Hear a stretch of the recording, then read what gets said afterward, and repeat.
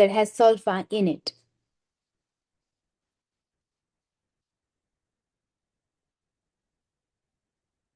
This medication is also associated with erectile dysfunction. Clearly, this medication has lots and lots of side effects.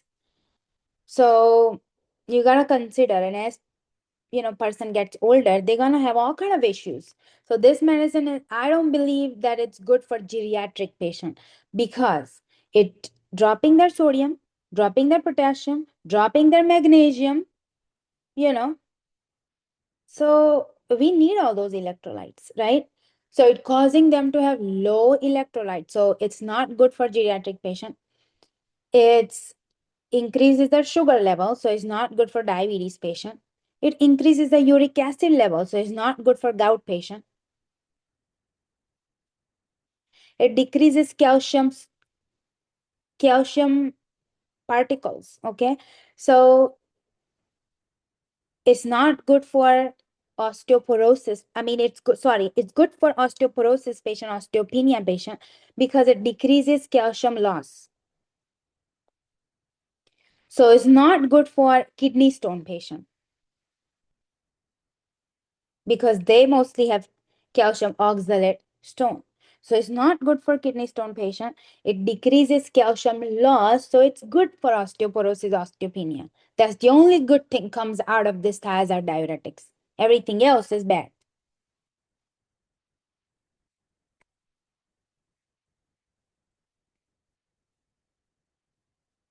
So normally when we start thiazide diuretics, we initiate 12.5 milligram daily. If we need more help, then we do 25 milligram daily.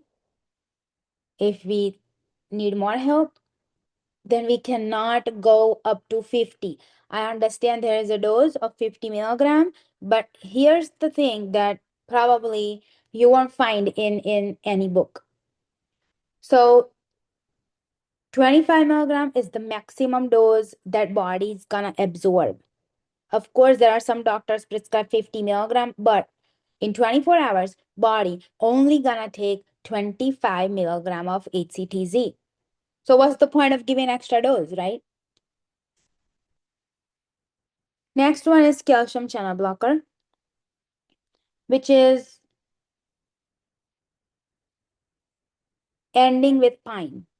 Okay, that is your nifedipine, amlodipine, verapamil, cardizem.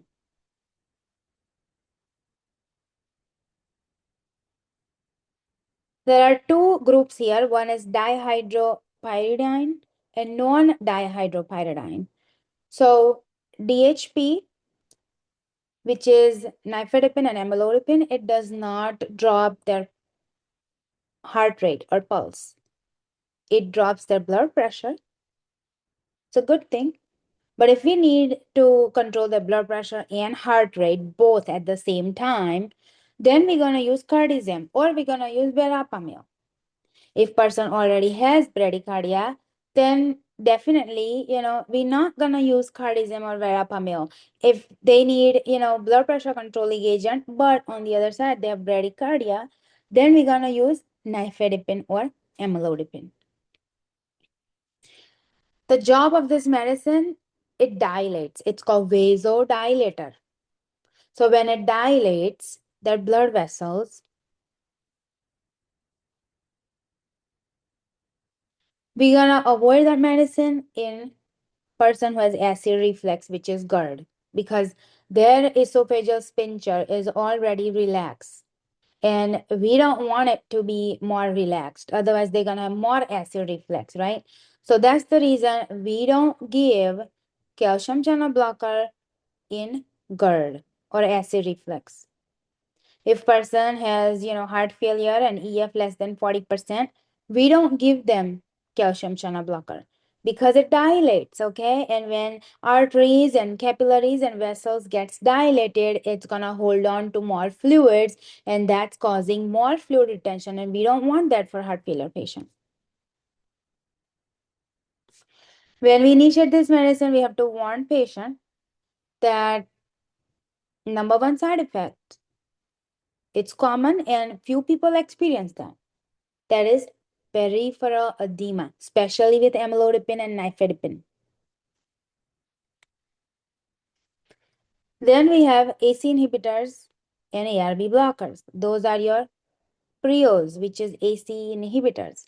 ARB blockers, those are your sartans. Losartan, olmesartan. Okay, prios are captopril, lisinopril, fosinopril. Again, that is good choice of treatment if they have diabetes, if they have kidney disease. That's the number one treatment you're gonna initiate. If they have proteinuria, then you're gonna initiate that. But there is some consideration here. If patient has renal artery stenosis, we're gonna avoid this medicine because those two medicine works on renin angiotensin system. If the artery is stricture or stenosis, what's the point of giving that medicine, right? So avoid AC inhibitors and ARB blockers if they have renal artery stenosis. It works as a kidney protector up until stage 3B. Okay, after that is no use. Main side effects AC inhibitors can have is dry cough. And cough is not gonna last long for like 5 days or 6 days. They have greater than 3 weeks of cough. It's causing because of AC inhibitors. It's dry, vague cough, no legit reason. Okay, there is clearly AC inhibitors. Another side effects, that is serious side effect, which is angioedema. Their lips and tongue and throats is swelling up. That is more serious. So immediately gotta stop the AC inhibitors. Patient gotta go to the ER. ARB blockers may cause them to have cough, but it does not cause them to have angioedema. But AC inhibitors and ARB blockers both can cause person to have hyperkalemia, which is elevated potassium. So definitely before we initiate those medicine, we have to check their potassium, because if it's already at 5.5, what are you doing? Because you didn't know. So you have to check the potassium before you initiate the medicine.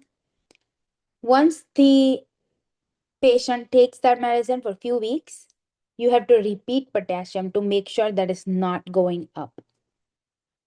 Okay.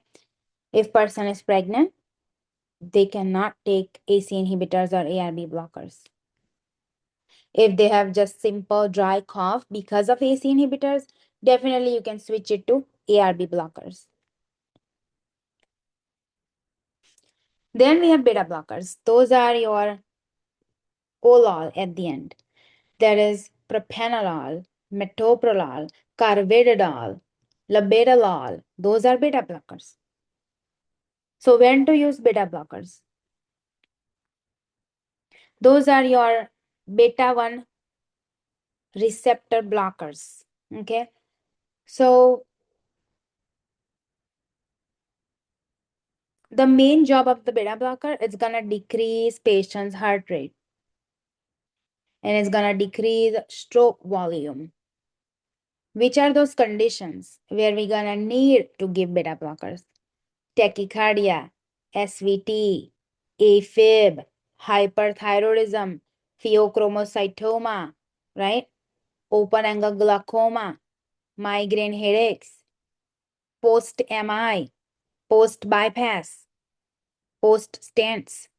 All those conditions, we definitely gonna need beta blockers. So keep it handy. Like you're gonna prescribe a lot, okay? So, but there are some consideration and contraindications as well. So considerations are, if person has bradycardia, already heart rate is less than 60, what you gonna do? Not give it, right? Or if they're already taking it, decrease the dose or stop it. So if they have slower heart rate, bradycardia evidence, if they have heart block, don't give it. Okay, it's contraindicated for second degree and third degree heart block. It's contraindicated for asthma and COPD patient. It's contraindicated for bradycardia patient. But if they have migraine, definitely give it. Open angle glaucoma, definitely give it. In open angle glaucoma, we give them beta blockers. How? Oral? No. Eye drops. Those are timolol eye drops. For thyroid issues, when we initiate the hyperthyroidism medicine, right? At that time, they're gonna have all kind of symptoms like SVT or faster heart rate or AFib, to prepare their body to take the hyperthyroidism medicine. 3 days prior, we initiate, metoprolol or beta blocker therapy to calm their body response, to calm their heart rate. Pheochromocytoma. What happens in pheochromocytoma? That is adrenaline gland tumor. It increases their blood pressure, heart rate. So in that case, we have to give them beta blocker therapy.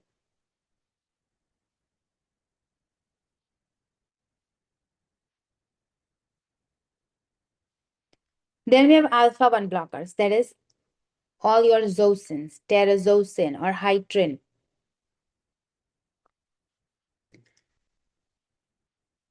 So if person has prostate problem and if they have high blood pressure, perfect. This medicine is perfect. Hytrin or terazosin works best. If they only have BPH and no high blood pressure, then you can give them Flomax and that's it for BPH. But if they have high blood pressure, then remember to choose terazosin.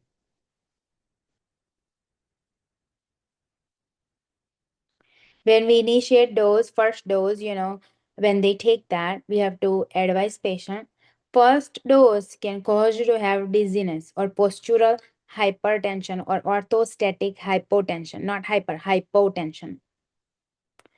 So that's the reason we tell them, take it at bedtime. We initiate low dose and titrate up slowly. Take it at bedtime and take it easy after you take the medicine, because if you stand up and walk around, then you may experience orthostatic hypotension and fall. Okay, so those instructions we have to give when we initiate those medicine.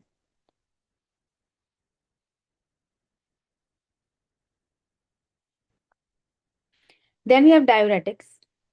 There are multiple diuretics, there is like Lasix and Bumax and Spironolactone and toracamide and all of that.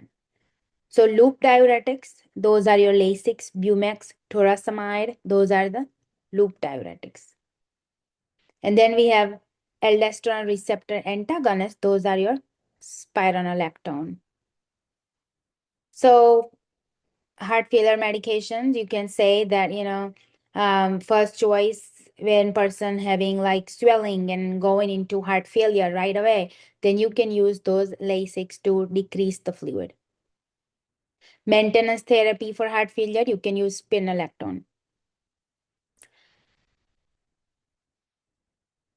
Loop diuretics, it's gonna decrease their sodium, potassium, magnesium. Spironolactone is gonna increase their potassium. So remember, when we use spironolactone, you have to caution using AC inhibitors and ARB blockers because it also increases potassium. Aldosterone receptor antagonist increases the potassium. So of course, we won't do both at the same time. And if we do need to give both, then we definitely monitor potassium level. Main side effects to spironolactone is GG. Okay, G means gynecomastia. Another G means galactoria, because it increases the prolactin level, and that's why they have galactoria. But it's good medicine for a person who has high blood pressure, heart failure, hirsutism. It's good medicine. For Lasix, if you give it way too fast, it can cause person to have tinnitus, ringing in the ear, and eventually leads to ototoxicity. We have hypertensive retinopathy, blood pressure very high, and it damages their eyes. What kind of findings we can see? copper silver linings, AV nicking where artery and vein is crossing over each other, and retinal hemorrhages. Then we have diabetes retinopathy.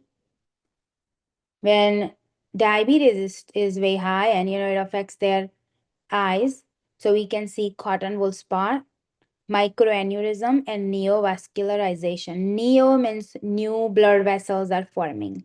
Microaneurysm, that means aneurysm is like bulge, okay? Bulge in the capillary or blood vessel. That is microaneurysm. And cotton wool spot is those, you can see those yellow color patches. That is cotton wool spot. This is how I'm going to remember this. Like if you prick the patient, to get their blood sugar and you wipe it off with cotton, right? To check their blood sugar level. So that's one sign and symptoms like cotton wool spot, okay? Diabetes mellitus, M means microaneurysm. So two of them I have figured it out. And then third one is neovascularization.